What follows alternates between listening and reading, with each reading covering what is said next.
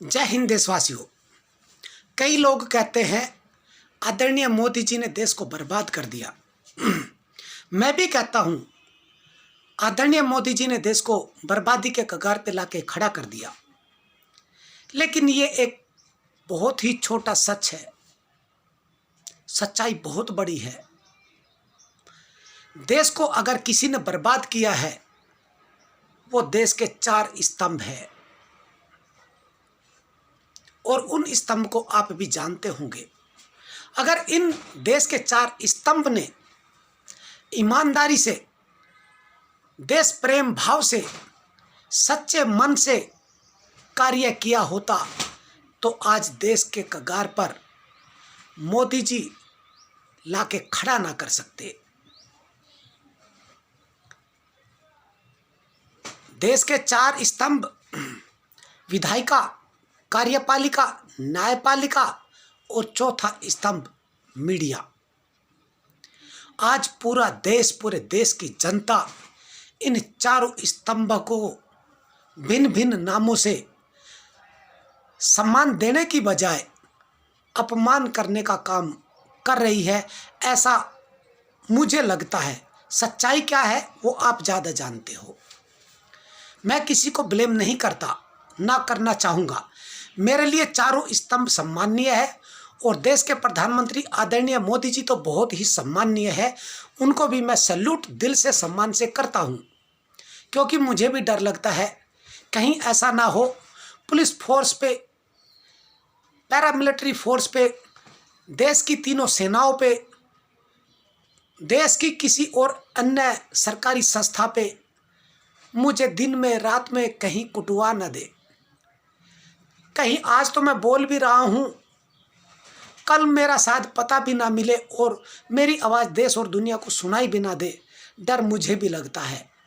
इसीलिए मैं अपने देश के चारों स्तंभों का अंतरात्मा से सम्मान करता हूँ, सैल्यूट करता हूँ और आदरणीय मोदी जी को भी, प्रधानमंत्री जी को भी, गृह मंत्री जी को भी सैल्यूट करता हूँ। और हाँ, एक और सैल्यूट आदरणीय मोहन भागवत जी, आरएसएस प्रमुख जी को भी मैं सैल्यूट करता हूं, जिनके कारण ये देश आज बर्बादी के कगार पे आके खड़ा हो गया।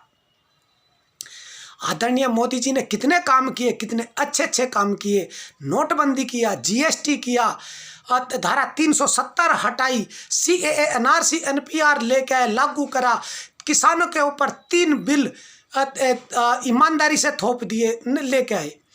तो मेरा मतलब आप समझिए, मैं सम्मान करता हूं, इसलिए मैं अपमान नहीं कर सकता, क्योंकि डर मुझे भी लगता है कि देश को आत्मनिर्भर भारत आदरणीय मोदी जी बना रहे हैं। मोदी जी के नेतृत्व में राष्ट्रीय स्वयंसेवक संघ की सरकार बना रही है या नहीं बना रही है।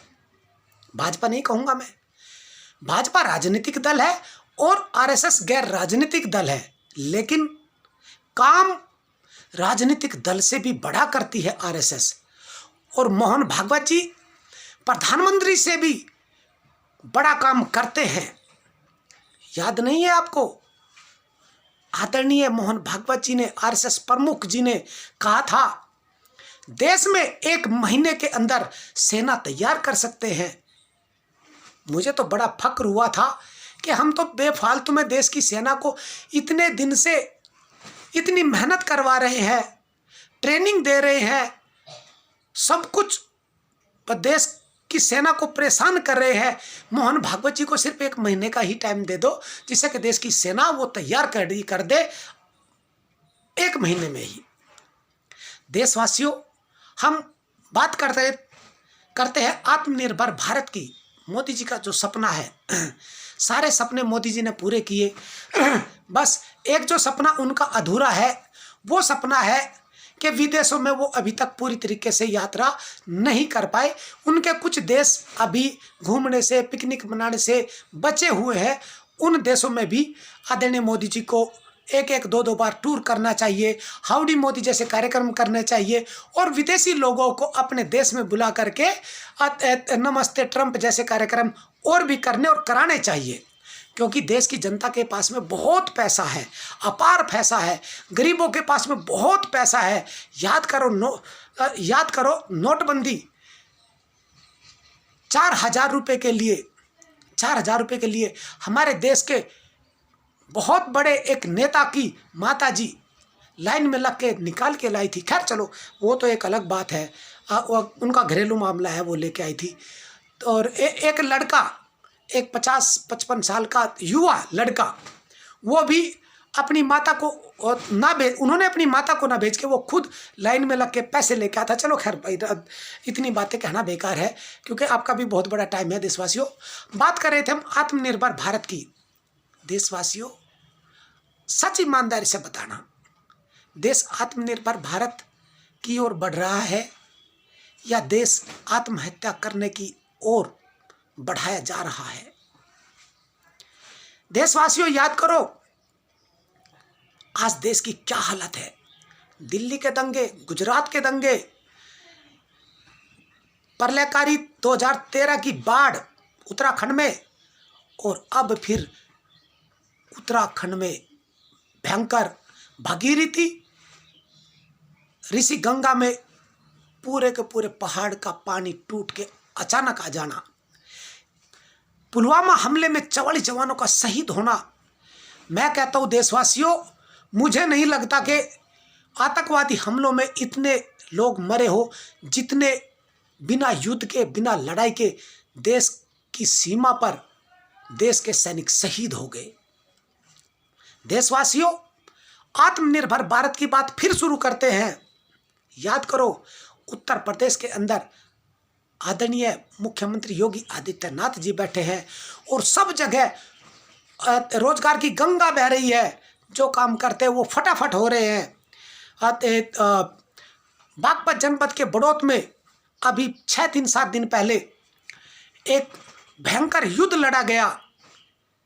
पाकिस्तान और हिंदुस्तान के बीच में नहीं, वो चाट वालों के बीच में लड़ा गया, मजदूरों के बीच में लड़ा गया, गरीबों के बीच में लड़ा गया। किस लिए लड़ा गया? एक चाट का पत्ता 40 रुपए का। एक ठेली वाले का ग्राहक था और दूसरी ठेली वाले ने उसे अपनी ठेली पे बुला लिया। बस फिर क्या था, हो गया महाभारत का युद्ध तो नहीं कहूँगा। इतना भयंकर युद्ध हुआ, इतनी भयंकर लड़ाई हुई कि ये लड़ाई पूरी दुनिया के अंदर सोशल मीडिया के माध्यम से और बीबीसी, एनडीटीवी जैसे न्यूज चैनल पे भी चली है। और तो और उसके मीम बनाकर देश की सरकार की इज्जत के साथ 4 चांद लगाए जा रहे हैं। देशवासियों, आप बात समझना, ये रोजगार दिए हैं, एक चाट के पत्ते पे महाभारत हो रहा है। ऐसा रोजगार जो 2 करोड़, देश के प्रधानमंत्री मोदी जी की सरकार हर साल 2 करोड़ रोजगार दे रही है, 15 लाख आपके खाते में डाल रही है। देशवासियों, याद करो एक बार, धोबी का कुत्ता घर का ना घाट का, कहावत आपने सुनी होगी। एक बार नरसी भगत ने अपनी बेटी का भात भरा था। जो नरसी था वो बहुत बड़ा एक व्यापारी था, लेकिन उसके मन में भगवा बाणा लेने की आ गई और उन्होंने भगवा बाणा ले लिया और वो ऋषि मुनि भगवान बन गए। उनकी जो बेटी थी, उनके भात भरने का टाइम था, तो जब वो भात भरने के लिए पहुंचा अपनी बेटी की ससुराल में, तो हाथ में कुछ नहीं था, तो उन्होंने भगवान कृष्ण को याद किया। जब भगवान कृष्ण को याद किया भात भरते टाइम, तो पूरे गांव में धन की वर्षा हुई, अपार वर्षा हुई। एक धोबन थी, उसने देखा, रे तेरे घर में इतना सारा धन, चारों तरफ देखा सबके घर में धन, पूरे गांव में धन की वर्षा हो रही है। उसने सोचा घर का धन ताला मार देती हूं, ये तो यहीं पे रहेगा, और जो घाट पे जहां हम कपड़े धोते हैं वहां का धन पहले समेट लाऊं, कहीं इससे पहले कि कोई और उसको समेट के ले जाए। वो धोबन घाट पे पहुंची। जब तक वो घाट पे पहुंची तब तक भगवान की जो माया थी वो खत्म हो गई। घाट का धन जो था वो उड़ गया, खत्म हो गया। फिर कहने लगी चलो कोई बात नहीं, घर पे तो धन की वर्षा हो ही रखी है, वो इकट्ठा कर लूँगी।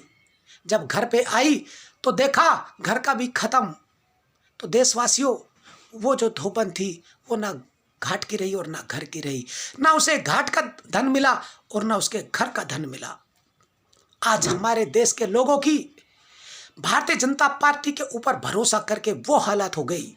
मैं नहीं कहूँगा कि ये धोबी के कुत्ते वाली हालत हमारी हुई कि नहीं हुई, लेकिन आप खुद सोचना कौन सी हमारी हालत है।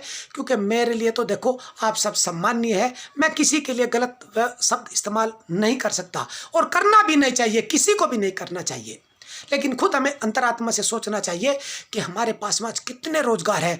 2 करोड़ रोजगार मिल रहे हैं, 15 लाख हर साल मिल रहे हैं, 2 करोड़ हर साल रोजगार पूरे देश को मिल रहे। आप समझिए काला धन आ गया। शायद 2-4 कमरे बनवा लो भाइयों आप भी, जिससे कि आपके घर में भी ये काला धन आके रख लिया जाए, क्योंकि फिर वो धोबी वाला मामला खराब ना हो जाए, है ना। तो आप समझदार हैं।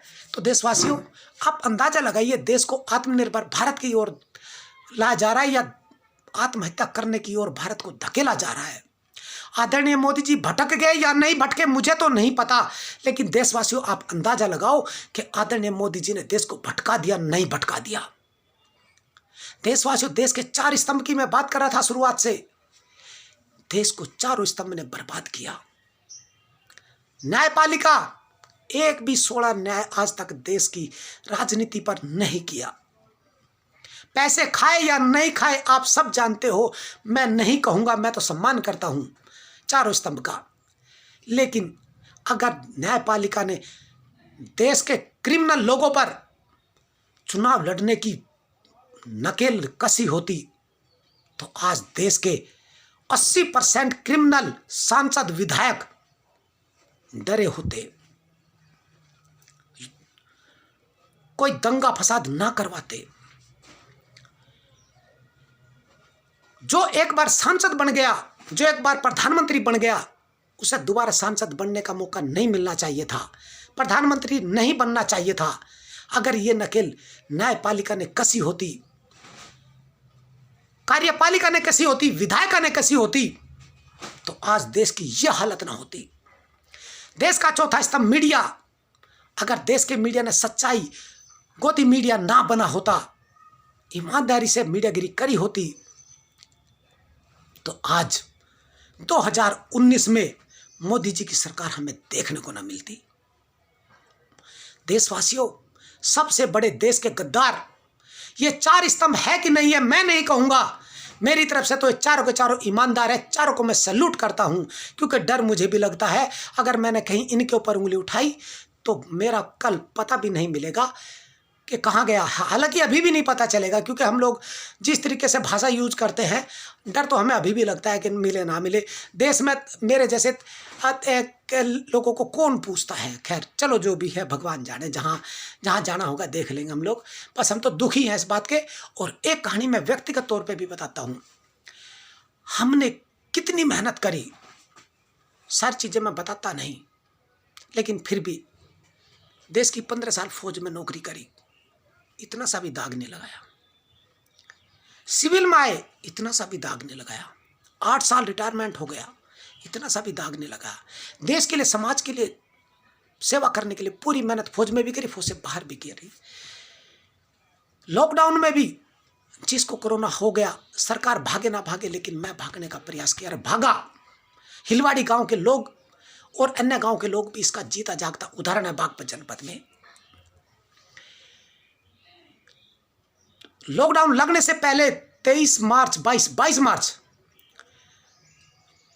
याद पूरे मीडिया की कवरेज देख लेना कि किस तरीके से मैंने और मेरी धर्मपत्नी ने घर से बाहर निकल के लॉकडाउन करने के लिए, पूरे को पूरे देश को बचाने के लिए हमने भी मोदी जी के साथ कोशिश करती, सहयोग करा था।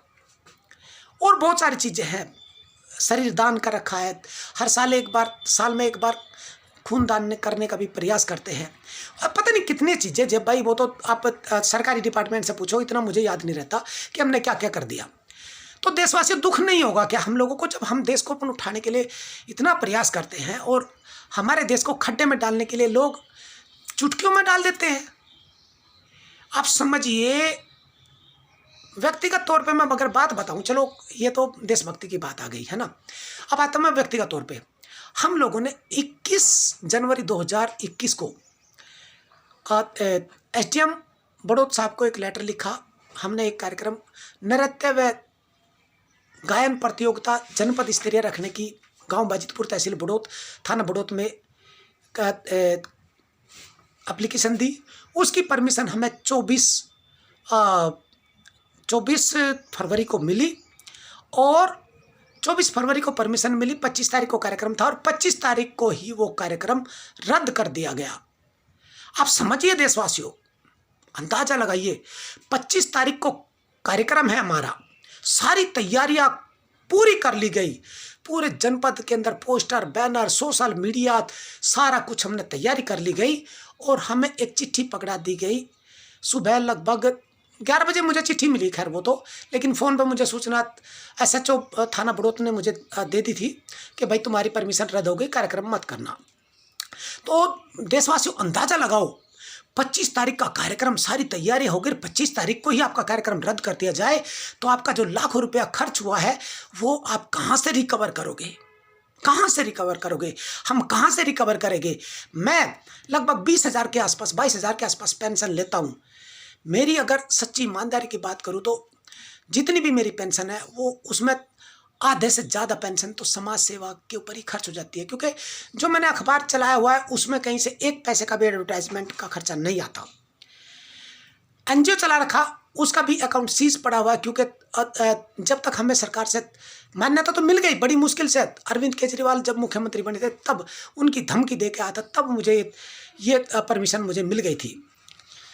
लेकिन देशवासियों आप याद करो, सोचो आप अंदाजा कि हमारा एनजीओ नहीं चल रहा, हमारा अखबार नहीं चल रहा, हम जो भी कार्य करते हैं वो नहीं होने देते।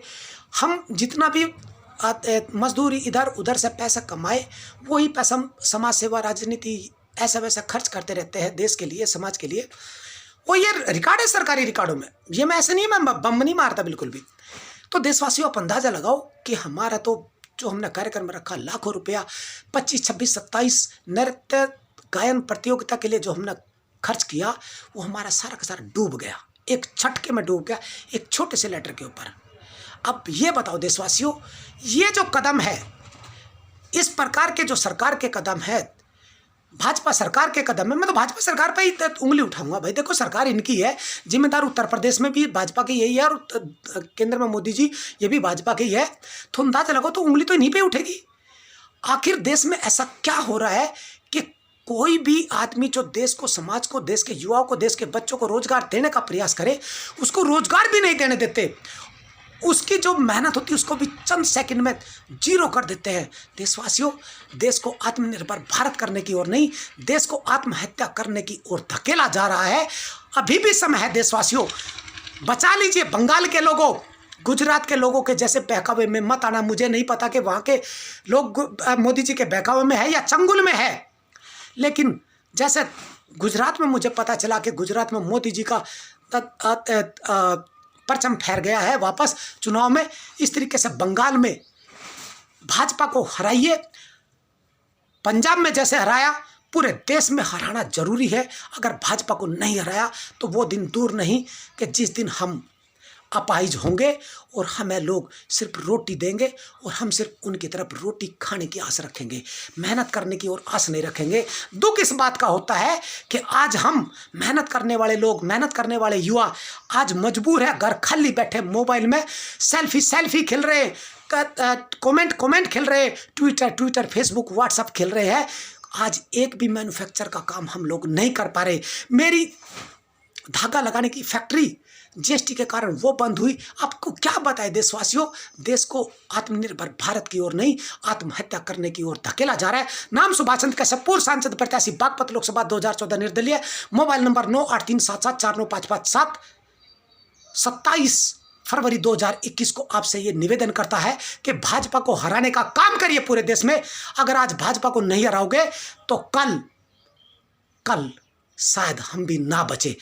आपकी तो पता नहीं, आप तो जिंदे रहोगे। हमें जिंदा रखना है। आप सबको आप सबकी जिम्मेदारी है। जय हिंद।